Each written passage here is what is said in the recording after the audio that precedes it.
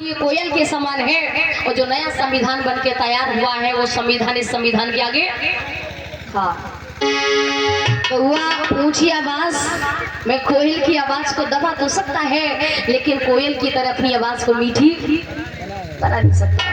तो सुनिएगा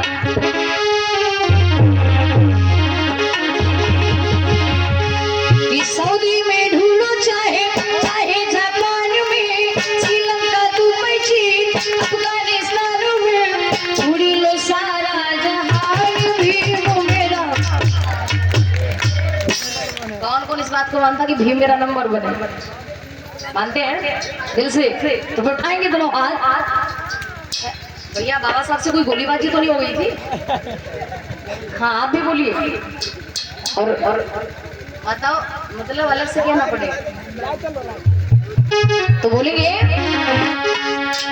ढूंढ लो सारा जहान भीम मेरा नंबर बने है। ढूंढ लो सारा जहान भीम मेरा नंबर बने है। ढूंढ लो सारा जहान भीम मेरा नंबर बने है। ढूंढ लो सारा जहान भीम मेरा नंबर बने है। एक सऊदी में ढूंढो चाहे चाहे जापान में श्रीलंका दुबई चीन अफगानिस्तान में उड़ी लो सारा जहान भीम मेरा। जिसने बनाया संविधान भीम मेरा, जिसने लिखा है संविधान भीम मेरा, जिसने दिलाया संविधान भीम मेरा नंबर बने है।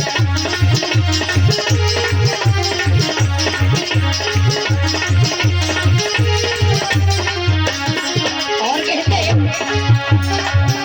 ये मुश्किल से लंदन में करके पढ़ाई ये बाबा ने सबकी गुलामी छुड़ाई। बाबा ने सबकी गुलामी छुड़ाई। अरे मुश्किल से लंदन में करके पढ़ाई साहब ने सबकी गुलामी छुड़ाई। और कैसे न किसी तीर से ही न ही तलवार से दुश्मन पे वार किया शिक्षा की धार से कर दिया मुश्किल असरार भीम मेरा। जिसने दिलाया सम्मान जिसने बनाया संविधान भीम मेरा नंबर बने है। जिसने दिलाया सम्मान भीम मेरा नंबर बने है।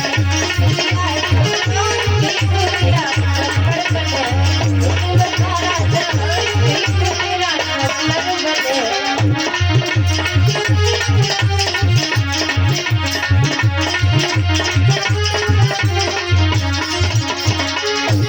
और कहते हैं चाचा जी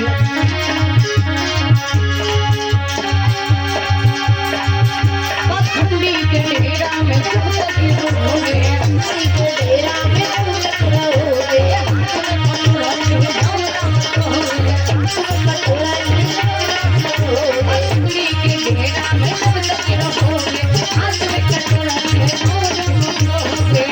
और सुनो आगे बढ़ाना है करे अपने समाज को छोड़ो पाखंड जानो अपने इतिहास को। इसने दिलाया सम्मान भीम मेरा नंबर बने है। इसने बनाया संविधान भीम मेरा नंबर बने है। दुनिया सारा जहान भीम मेरा नंबर बने है। दुनिया सारा जहान भीम मेरा नंबर बने है। इसने बनाया संविधान भीम मेरा नंबर बने है। इसने दिलाया सम्मान भीम मेरा नंबर बने है। इसने दिलाया सम्मान भीम मेरा नंबर बने है। इसने बनाया संविधान भीम मेरा नंबर बने है। बोली भगवान बुद्ध की जय हो। बोली बाबा साहेब की जय हो। बोली पंचशील दरबार की। बोली अपने अपने माता पिता की। तो कहते कि कौन नहीं जानता विश्व गुरु तथागत सम्यक बुद्ध को, जिनकी सहदिश में हर मानव हर प्राणी के ऊपर करुणा और दया की बरसात हो रही। ऐसे सत्य और शांति के मार्ग को प्रशस्त करने वाले विश्व गुरु तथागत सम्यक बुद्ध, जिनकी पावन महिमा का गुणगान आपके अपने ग्राम, आपके अपने गांव, आपके अपने नगर वासी में जो ये प्रारंभ हो चुका है।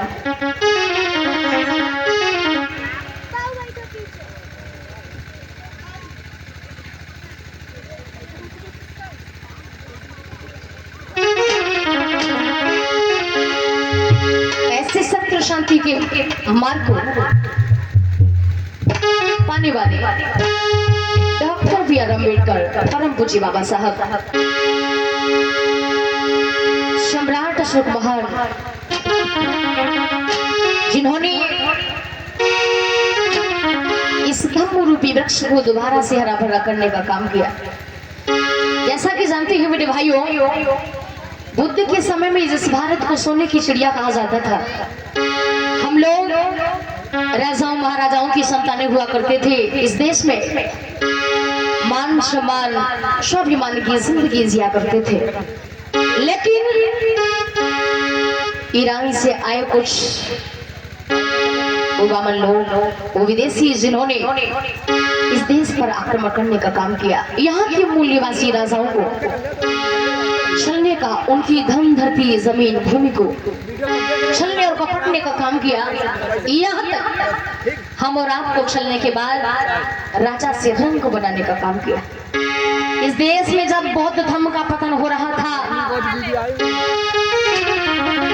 तो याद रखना मेरे भाइयों, अगर साहब ने उस धम्म रूपी वृक्ष की रक्षा सुरक्षा ना की होती, देखभाल ना की होती, उस धम्म रूपी वृक्ष की सिंचाई ना की होती, तो शायद आज जो हम लोग चर्चा सुन रहे हैं, ये चर्चा सुनने का अवसर प्राप्त नहीं होता। लेकिन बाबा साहब ने भी हर धर्म हर मजहब में जाकर के देख लिया था।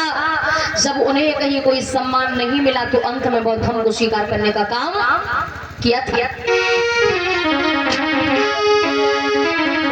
तब कहीं जाकर के साहब ने हम और आपको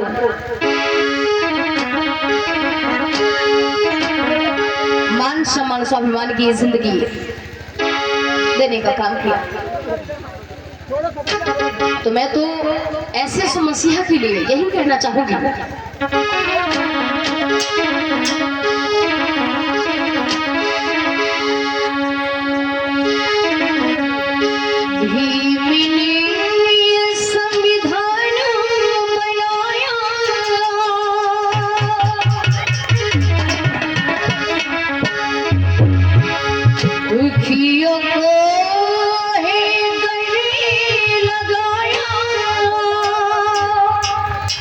मुझे बोले तो आवाज फट रही है। वही तर्ज लिखा है फिल्मी दुनिया वालों ने,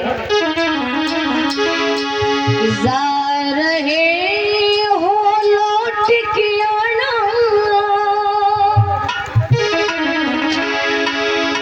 जा करके तुम हमें ना भुलाना। लेकिन चच्चा यहाँ जरूरत तर्ज की नहीं है, यहाँ जरूरत है मर्ज। क्योंकि आपने देखा हो, एक डॉक्टर जब तक मर्ज नहीं खोज पाता है, तब तक इलाज नहीं कर पाता है। तो सुनिए, संविधान बनाया, दुखियों को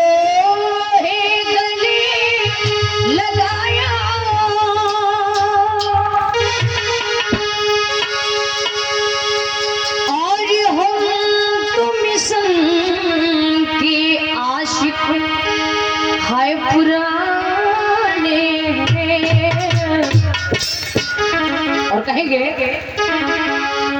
कि हम दीवाने, तुम दीवाने, सब दीवाने।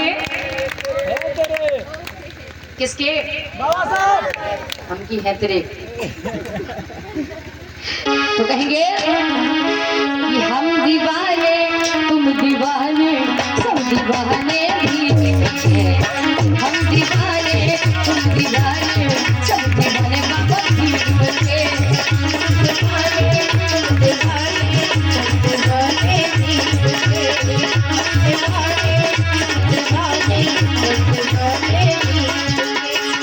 He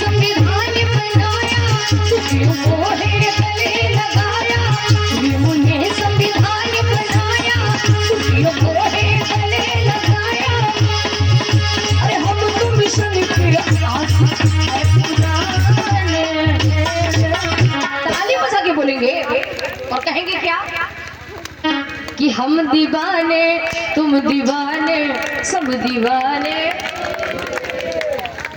किसके? जोर से बोलेंगे। हम दीवाने तुम दीवाने सब दीवाने। हम दीवाने तुम दीवाने सब दीवाने बाबा भीम के। हम दीवाने तुम दीवाने दीवाने भीम के। हम दीवाने तुम दीवाने सब दीवाने। और सुनो,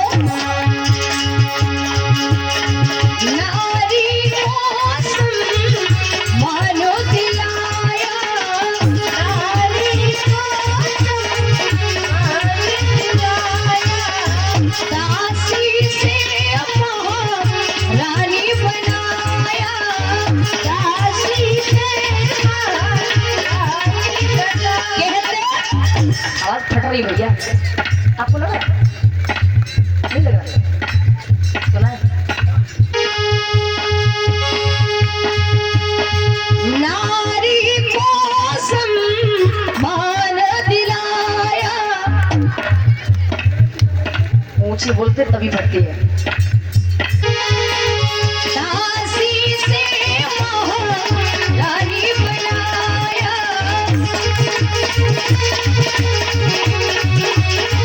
तो कहा नारी को सम्मान दिलाया और दासी से महारानी बनाया। अरे जब इस देश में महाराज मनु का विधान लागू था तो बहनों सबसे ज्यादा अगर हालात खराब थे तो हम और आपके, इस देश की बहनों और बेटियों के। यहाँ तक मैं तो कहती हूँ कि महिलाओं का जीना इतना आसान नहीं होता। महिलाओं का जीना इतना आसान नहीं होता। अगर इस धरती पर ये भीम जैसा पुत्र अगर पैदा नहीं होता।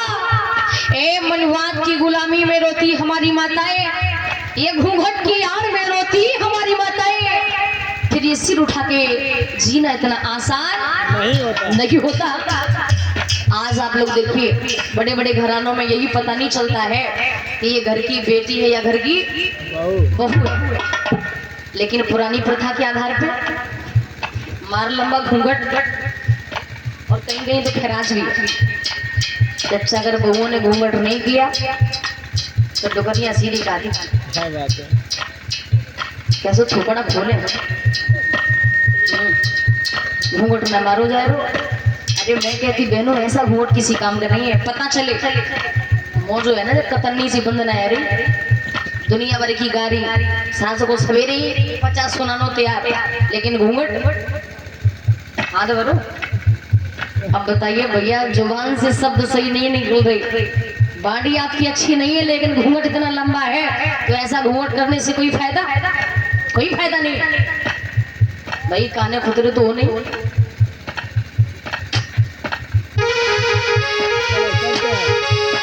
लगता कहीं ना कहीं आपके चेहरे में कोई कमी नजर आ रही इसलिए घूंघट मार लेती हो। मैं कहती हूँ कि अगर साहब ने हम और आपको ये मौका ये वक्त न दिया होता तो इस समय इस देश की राष्ट्रपति कौन? द्रौपदी मुर्मू। द्रौपदी मुर्मू जी। शायद अगर उसी प्रथा के आधार पर हम और आपको चलाया जाता तो बहन द्रौपदी मुर्मू को राष्ट्रपति बनने का मौका नहीं मिलता। ये देन किसकी है? बाबा साहब। याद है साहब के एहसानों को कभी चुका नहीं पाएंगे। तो कहते हैं नारी को सम्मान दिलाया, दासी से महारानी बनाया।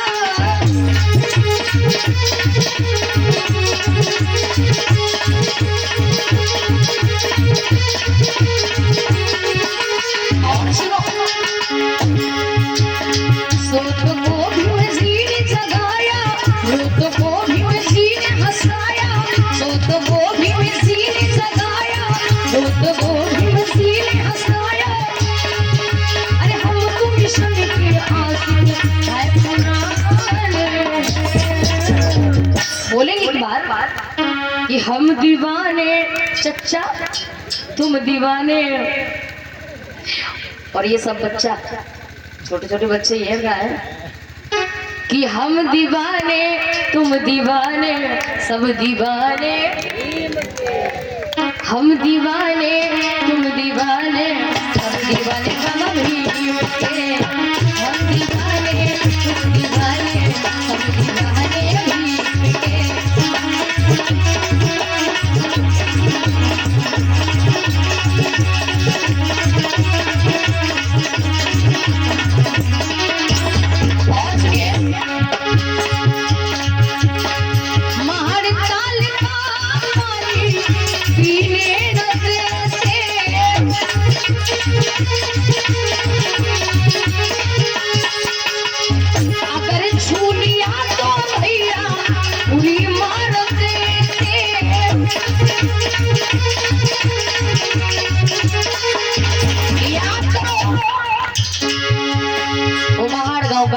शाहदार तालाब का जिक्र।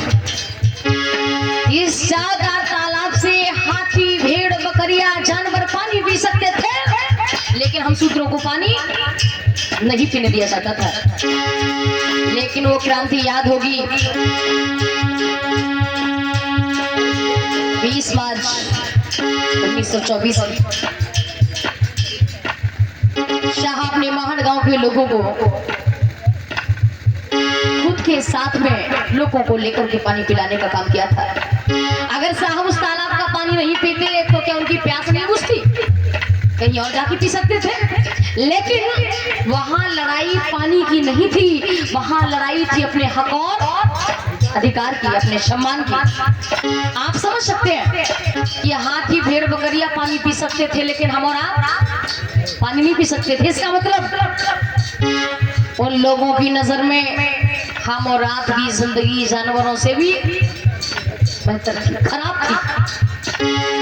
अरे कहीं कहीं आज भी देखिए, उस समय की बात को छोड़िए, आज भी अगर जो अपने आप को बहुत बड़ा उच्च कहते हैं ना, उच्च जाति का कहते हैं, उन लोगों के अगर आप जाएं, अगर खाना खाएं, आप जिस थाली में खाना खाएंगे उस थाली को उठा के अलग रख दिया जाएगा, उसे हटा दिया जाएगा, दोबारा वो लोग खाना नहीं खाएंगे, मतलब फेंक दिया जाएगा। और अगर उसी थाली में उन्होंने खाना खाया, रख दिया, कुत्ता आया, जीभ लगा दी, चाट गया, समझिए कि कुत्ता ने जीभ लगा दी, उस थाली को दोबारा से साफ करके उसमें खाना खा जाएंगे, लेकिन हम लोग जिस थाली में खाना खाएंगे उस थाली में खाना। इसका मतलब आज भी उन लोगों की नजर में भाई इंसान को इंसान पसंद है, और आगे आप समझदार हैं।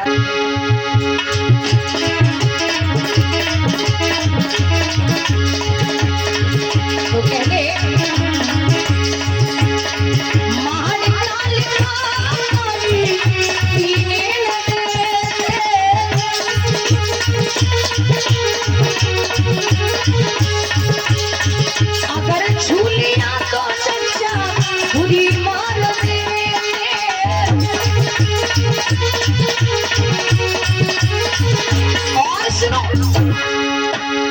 प्यासे को पानी है पिलाया, समता का हक हमें दिलाया, प्यासे को पानी है पिलाया, समता का हक हमें दिलाया।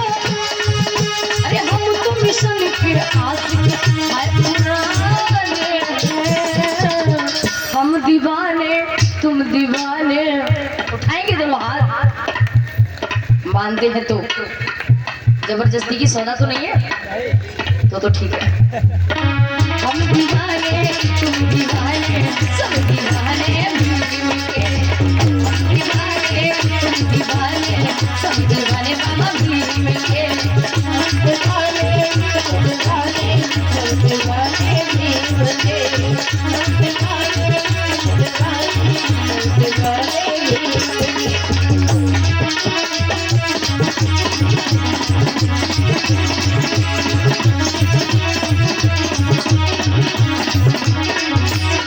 आगे लिखा भीम से ही हमको शोहरत मिली है, भीम से ही हमको शोहरत मिली है, हमें बुद्ध गौतम की दौलत मिली है, हमें बुद्ध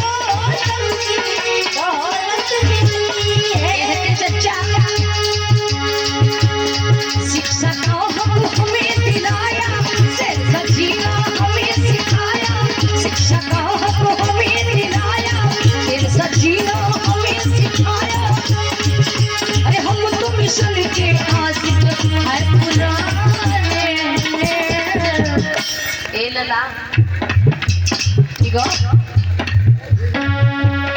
हम दीवाने तुम दीवाने सब दीवाने अपनी के हम दीवाने तुम दीवाने सब दीवाने बाबा बीवी के हम दीवाने तुम दीवाने सब दीवाने बीवी के हम दीवाने तुम दीवाने सब दीवाने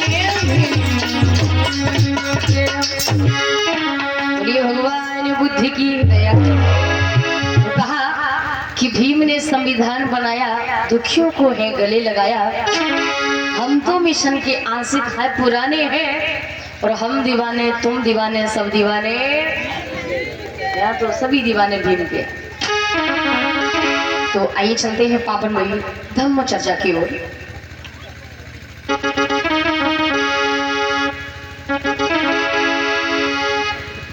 जैसा कि तभी भी हम लोग बुद्ध विहार चैत्य विहार बुद्ध प्रांगण अम्बेडकर पार्क कहीं भी जाते हैं तो सबसे पहले नतमस्तक होकर के नमन करते हैं। और जिस समय नमन करते हैं तो कहते हैं नमो तस्स भगवतो अरहतो सम्मा सम्बुद्धस्स। ये शब्द जो पाली भाषा में दिए जाते हैं।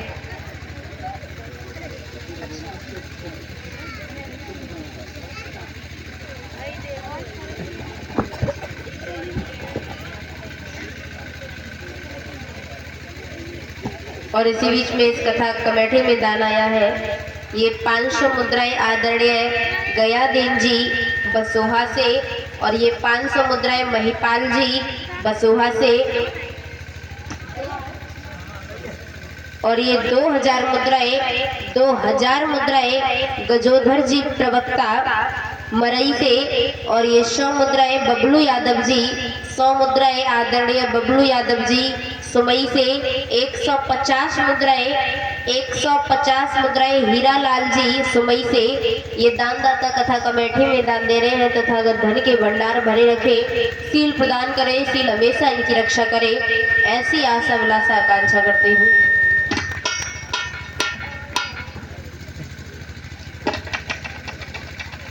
हेलो सुमयू है, मरयू है, मरई जिंदा हुए।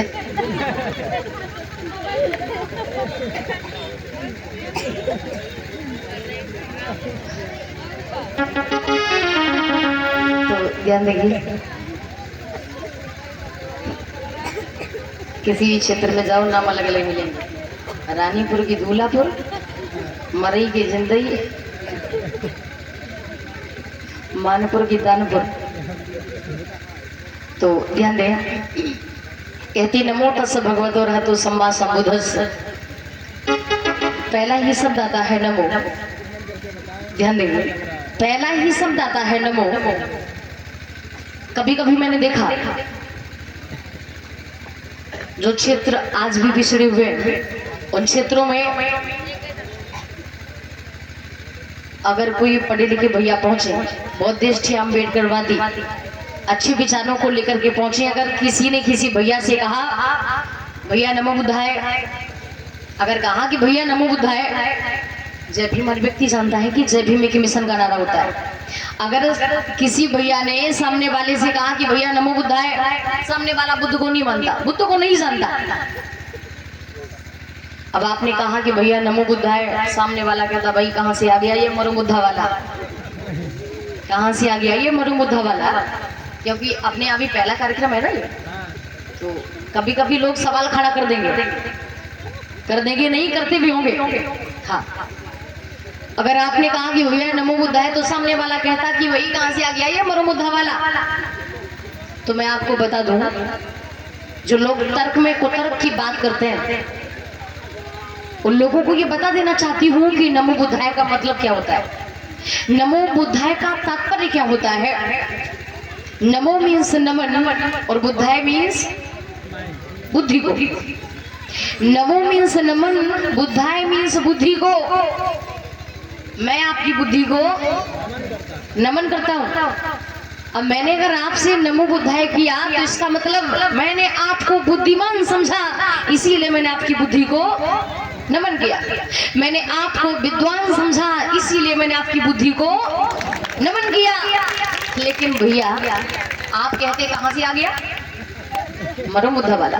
मैंने तो आपको बुद्धिमान समझा था, मैंने तो आपको विद्वान समझा था, इसीलिए मैंने आपकी बुद्धि को नमन किया। मैंने तो आपको कुछ लायक समझा था, इसीलिए आपकी बुद्धि को नमन किया। लेकिन आपने मरो बुद्धा बोल करके स्वयं अपना ये परिचय दे दिया कि हम बुद्धिमान नहीं है, हम विद्वान नहीं है। मैंने तो कुछ लायक समझा था, लेकिन आप निकले क्या? अब मैं ये भी नहीं बोल सकती हूँ, हाँ, जो किसी लायक नहीं वो शब्दों का भाव है। तो अगर आपसे कोई ऐसा जवाब दे कि आपने कहा नमो बुद्ध है, सामने वाला बोला, तो उसे आप उसकी भाषा में समझा सकते हैं कि भाई मैंने तो आपको विद्वान समझा था, मैंने तो आपको समझदार समझा था, मैंने तो आपको बुद्धिमान समझा था, इसीलिए मैंने आपकी बुद्धि को नमन किया। लेकिन आप बुद्धिमान तो नहीं निकले, स्वयं अपना परिचय दे दिया कि हम बुद्धिमान।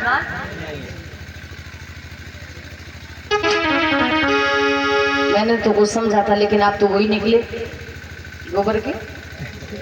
और नहीं, खैर यहाँ तो सब बुद्धिमान है, यहाँ तो सब समझदार है, सब पढ़े लिखे हैं।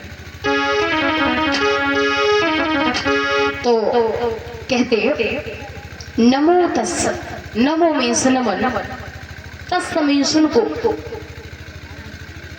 भगवतो मीन्स भगवान। आखिर कौन भगवान, किस भगवान? आज के समय में एक नहीं कई एक भगवानों की चर्चाएं चल रही हैं। कोई किसी को मान रहा तो कोई किसी को मान रहा है, क्योंकि ये स्वतंत्र भारत है। ना जाने किस व्यक्ति की किस भगवान में आस्था हो, मानेंगे ना जाने किस व्यक्ति की किस भगवान में आस्था हो। लेकिन हम पढ़े लिखे लोगों को यह भी मालूम होना चाहिए कि आस्था और विज्ञान में जैसे जमीन और आसमान में बहुत बड़ा अंतर होता है। आस्था हम लोग किसी भी चीज में रख सकते हैं, लेकिन विज्ञान ऐसे हर चीज को मानने को तैयार नहीं है। तो यहाँ भगवान शब्द की परिभाषा क्या है? भगवान कहते किसे? भग शब्द भंज धातु से लिया जाता है।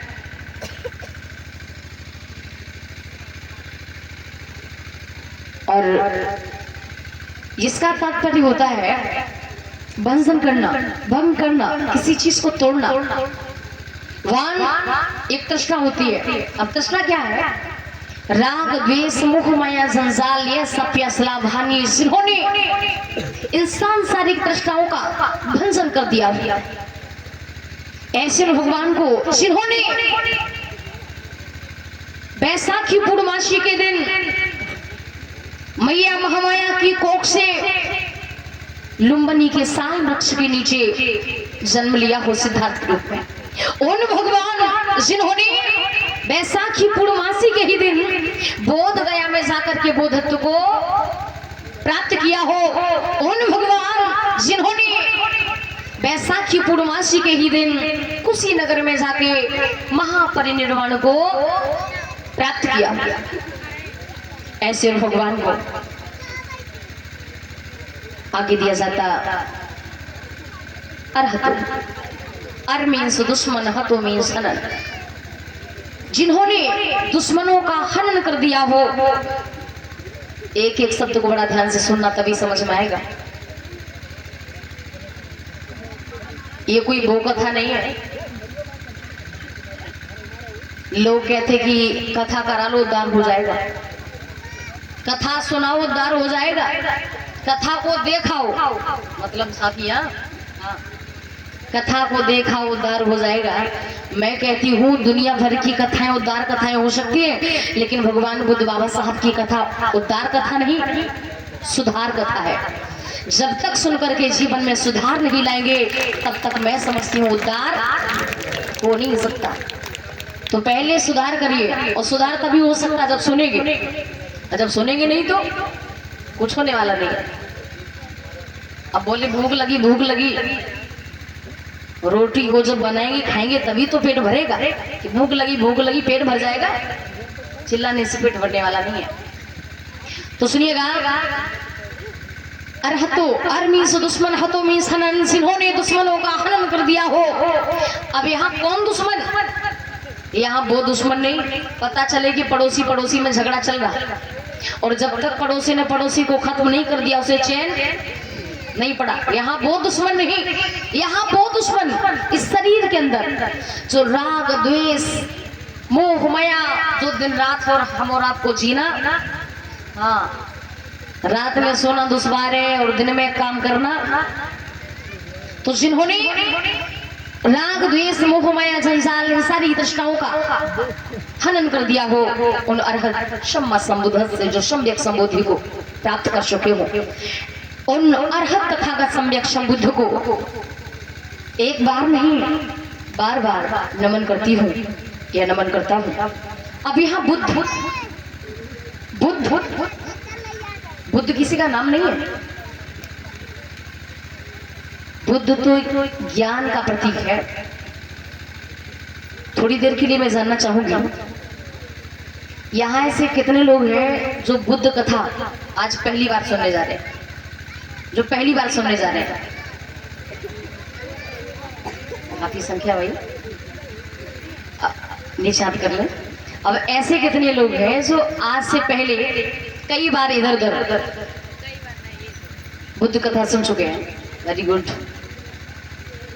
चलिए कोई नहीं, ध्यान देंगे। जो आज पहली बार सुनने जा रहे हैं वो ध्यान से सुनेंगे, जो आज से पहले कई बार सुन चुके हैं जरा वो लोग लाइन में आ जाए। और लाइन का मतलब ये नहीं कि कसौटी पे चढ़ाएंगे।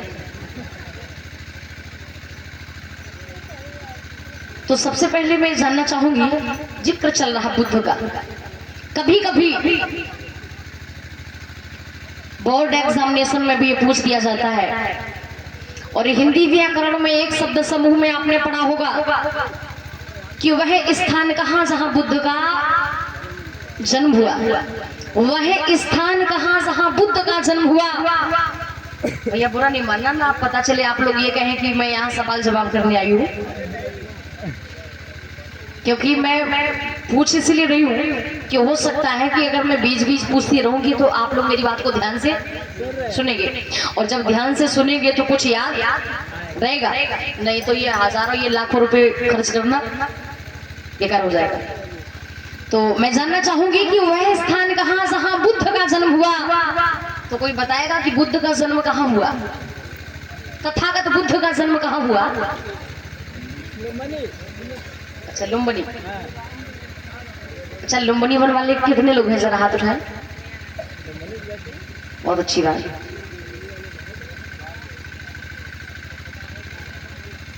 नहीं कोई दूसरा ऑप्शन तो नहीं है किसी का? अच्छा अच्छा चलिए बहुत अच्छी बात है, मैंने मान लिया। नहीं आपने ठीक बोला, मैं इतनी बड़ी विद्वान भी नहीं हूँ, आपकी बेटी आपकी बहन। मैंने मान लिया कि बुद्ध का जन्म लुम्बिनी वन में हुआ, तो फिर सिद्धार्थ गौतम का जन्म कहाँ हुआ? अगर बुद्ध का जन्म लुम्बिनी वन में हुआ तो फिर सिद्धार्थ का जन्म कहाँ हुआ? लुम्बिनी वन में। अच्छा अच्छा अच्छा, सिद्धार्थ और बुद्ध में अंतर है या नहीं है?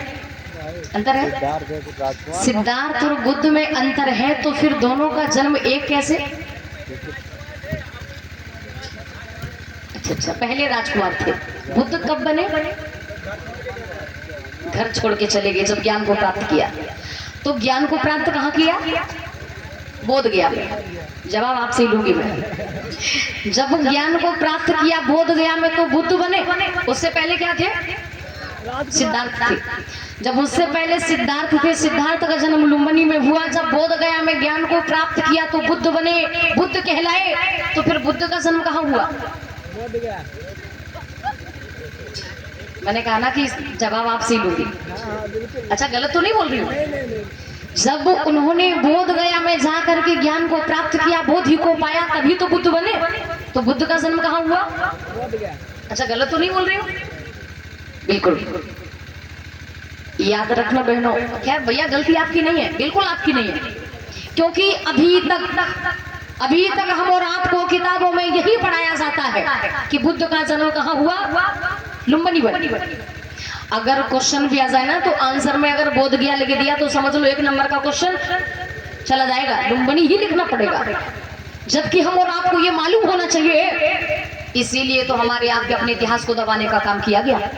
इसी प्रकार से हम और आपको अभी तक यही पढ़ाया गया, जैसे जो जीता वही सिकंदर, जो जीता वही सिकंदर। जबकि मैं आपको बता देना चाहती हूँ, जिसने सिकंदर को भी परास्त करने का काम किया वो है चंद्रगुप्त मौर्य। क्या कभी किताबों में हम और आपको ये पढ़ाया गया? नहीं।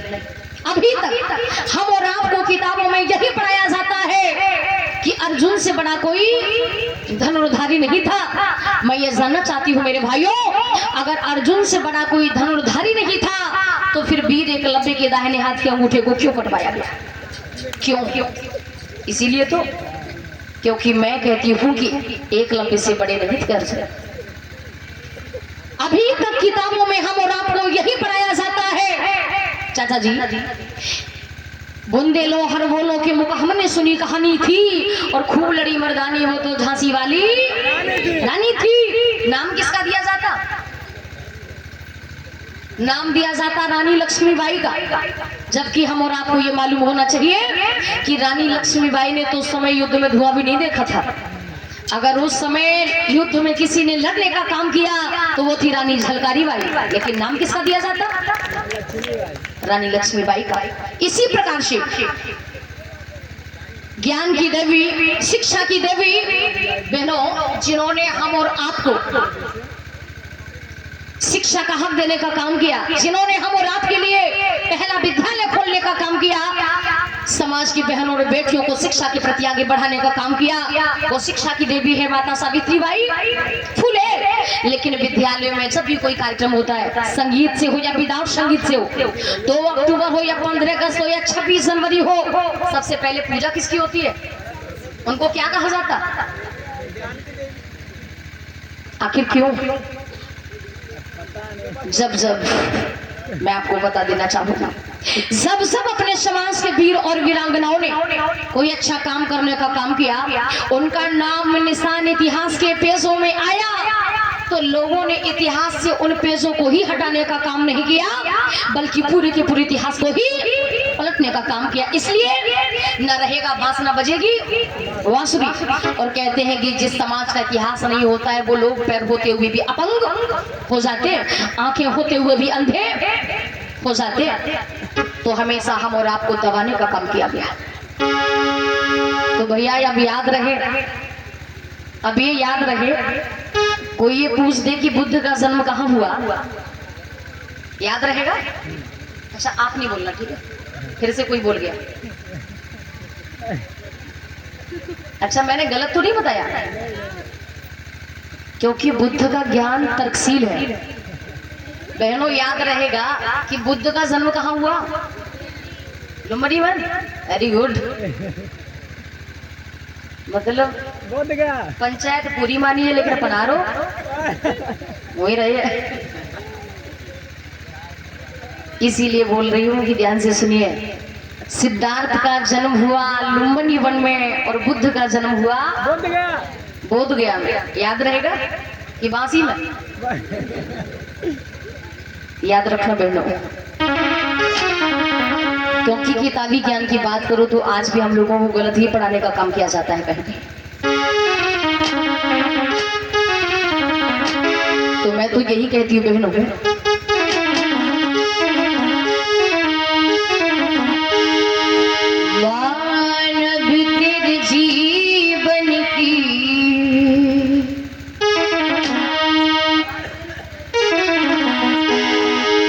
मानव तेरे जीवन की और क्या खूबी कहानी, मानव तेरे जीवन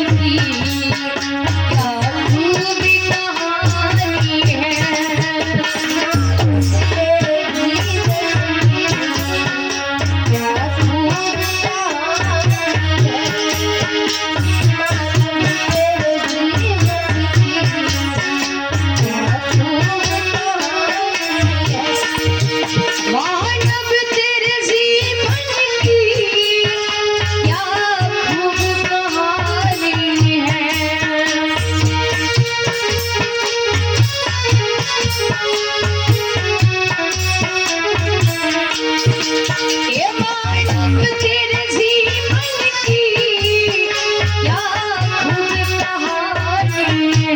और हर जो समझ ज्ञानी है, हर जो समझ ज्ञानी है, ना समझाना नारी है, ना समझ ज्ञानी है, ना समझाना नारी है।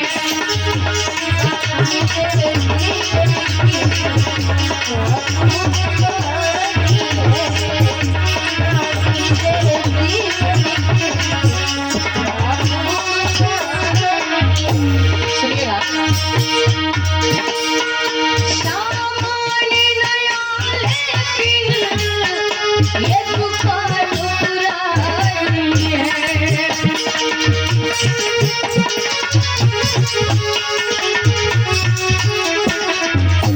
कहा कि सामान नया लेकिन ये दुकान पुरानी है। आखिर सामान नया क्या, दुकान पुरानी क्या? इस दुकान का सामान नया वो है चाचा जी, हर मानव के जीवन के रहन सहन का तौर तरीका बदल जाता है, खान पान का तौर तरीका बदल जाता है, ओढ़ने पहनने का तौर तरीका बदल जाता है। लेकिन चाचा ये दुकान पुरानी वो है, अमीर हो या गरीब हो, छोटा हो या बड़ा हो, हर मानव के आने और जाने का तरीका नहीं बदलता, एक ही रहता है। गरीब भी माँ की कोख से जन्म लेता है, पैसे वाला भी माँ की कोख से ही जन्म लेता है। जाते वक्त भाई जिसका जाने का टाइम आ गया, धन दौलत खजाने से किसी को हम रोक नहीं सकते। और ये गजानन बिल्डर्स हरदोई की तरफ से ये 200 मुद्राओं से सम्मानित किया जा रहा है। मैं तो समझी यहाँ पैसा है ही नहीं। ये भैया जी 200 मुद्राओं से सम्मानित कर रहे हैं, बहुत बहुत साथ बाजा मगल हूँ। दान और सम्मान के लिए हमेशा इनके हाथ आगे की ओर खड़ा रखें, ऐसी आशा विलासा मंशा करती हूँ। तो सुनिएगा।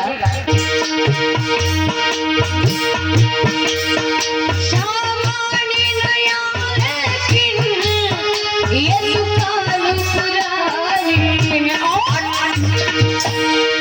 अरे पीतल के गहनों पर,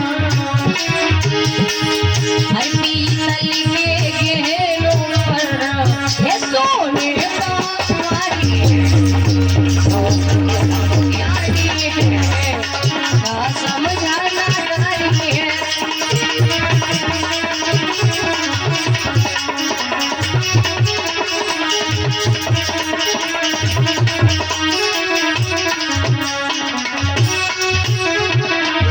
इसलिए मैं तो यही कहना चाहूंगी कि आप बुद्ध शरण में आओ, ये कहना मानो मेरा।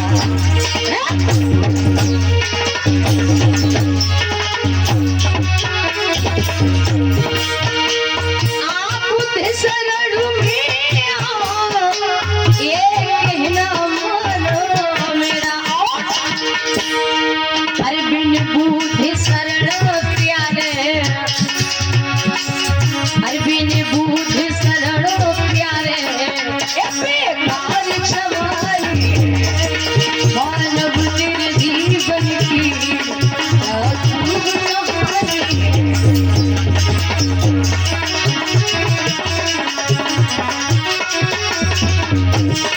ये जो समझ ज्ञानी है, समझना नारी है, जो समझ ज्ञानी है, समझा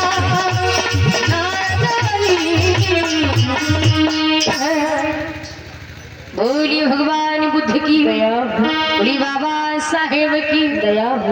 याद रहेगा, याद रहेगा क्या? बुद्ध का जन्म कहाँ हुआ? वो तो गया मैं। सिद्धार्थ का जन्म हुआ कहाँ? इधर से तो आवाज आ रही है, इधर से आनी चाहिए, क्योंकि जितना भी पाखंडवाद है ना वो हमारे स्टाफ में। हाँ, यहाँ है तो यहीं से निकालना पड़ेगा।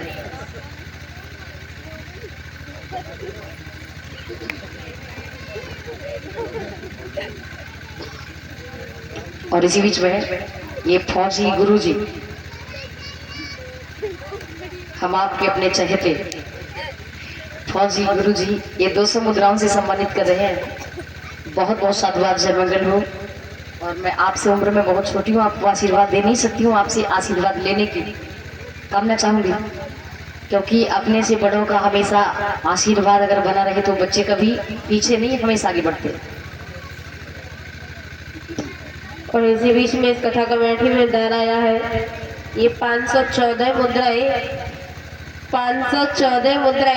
आदरणीय मनोज जी फौजी रद्देपुरवा हरदोई से, और ये 50 मुद्राएं नेकराम जी बसोहा से, 214 मुद्राएं आदरणीय सुधीर गौतम जी मरई से, और ये 514 मुद्राएं सरिता wife of JP Verma Azad Nagar Hardoi से, 104 मुद्राएं ये पंकज वर्मा वासी से, 114 मुद्राएं राहुल वर्मा वासी से, 114 मुद्राएं पंकज वर्मा वासी से, और ये 514 मुद्राएं मनोज जी फौजी रद्देपुरवा हरदोई से तथागत धन के भंडार भरे रखे, सील प्रदान करे, सील हमेशा इनकी रक्षा करे, ऐसी आशा विलासा आकांक्षा करती हूँ। हेलो, बोली भगवान बुद्ध की, बोली बाबा साहेब की। नाराज हो गए हो क्या भाई? नाराज हो गए तो नहीं चलेगा। बोली पंचशील दरबार की।